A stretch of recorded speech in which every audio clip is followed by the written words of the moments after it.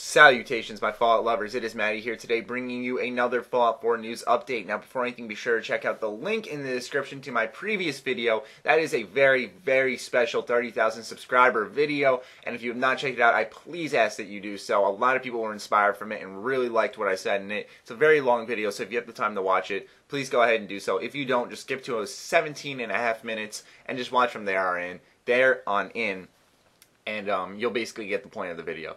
So anyways, interesting little article we have here. Kotaku is once again at it with hunting down these hoaxers and rumor creators and somehow getting them to answer these questions. However they get into contact with them and whatnot is really beyond me. I don't get it.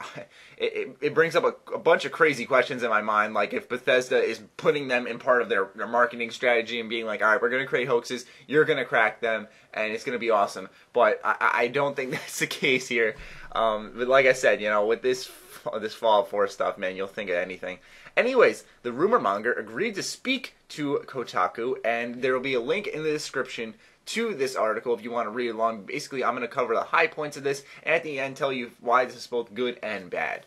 So, basically, he's been doing this for years now, and this is the first time he has spoken to someone. He's doing it via email. He usually plans ahead, and timing, he says, is important to any rumor, and it's really what makes or breaks it. Take, for example, the Call of Duty story where Jesse made an account on a website called Bubaloos.com, which is a website that he's been posting all his rumors on. So basically now if you see a Fallout rumor starting from there, you'll know it's fake. But he said where he made a bunch of details in a convenient bullet point form about what he said would be the next Call of Duty game, though it was all fake. It was picked up and echoed by a number of major message boards and gaming websites, particularly because of the timing. Anyways, that's kind of reinforcing what he said. He also says, let's see here, that he's been doing this Fallout 4 stuff, go figure, since 2013, where he made up that Bethesda had secretly had a booth at E3 to show game journalists Fallout. And he said that people were speculating because of a few tweets, and basically he capitalized on that. And the last and most recent Fallout rumor is the one that I most recently covered, being the Bethesda memo leaked, which was a terrible hoax and one that we spotted right off the bat that was fake. But I'll throw it up on screen now. Here's actually the full picture of it. You can actually see the signature on the bottom, which is kind of interesting. It turns out he didn't miss the business format, but as you can tell in the actual picture, he cuts it off because if you look up Christian DeLong, there's no such man at Bethesda, and he knew that, and that's why he took it on an angle, and that's basically why, if you see a picture on an angle now, we know it's fake, and yeah, so he's been behind it for a while. He was not behind the Survivor 2299, and once again, Kotaku reinforces in this article the fact that they did make sure that these scripts were actually legit before creating this article. He also mentions that he was planning on hoaxing Watch Dogs 2. Man, I don't know when he could have done that. That would have been too convenient. They have so much DLC planned for that game, so that would have been fake. So, yeah, he says he just does it at the end to keep the boredom away.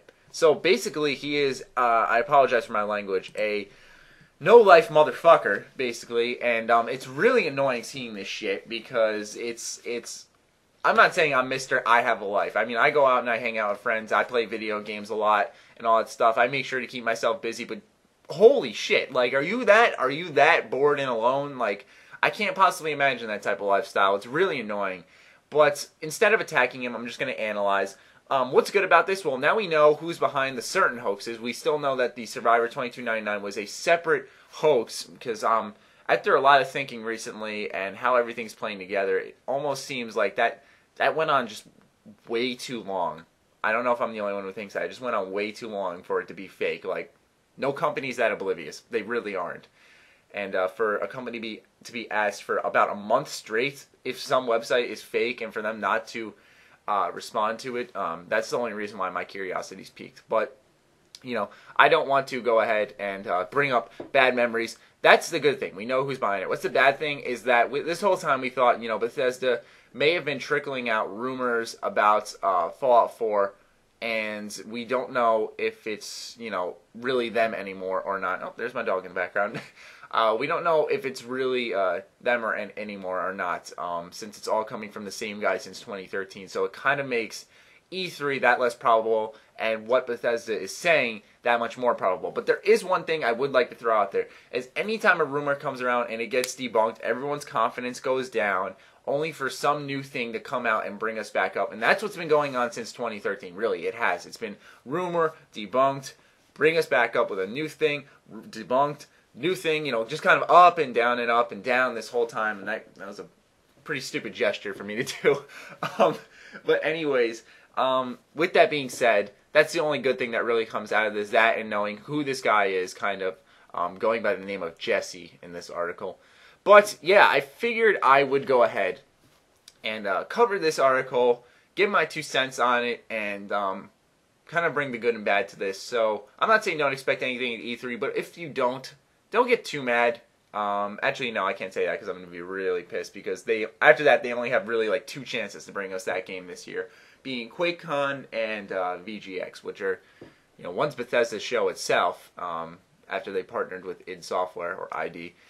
Anyways, I'm going off on a tangent. I've been doing that a lot lately.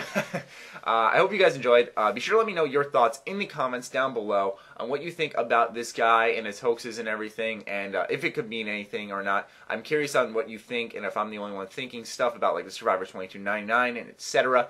Anyways, be sure to follow me on Twitter, like me on Facebook, keep my discount codes in mind, check out my awesome t-shirts. Other than that, stay sexy, stay active. I love you all. Peace.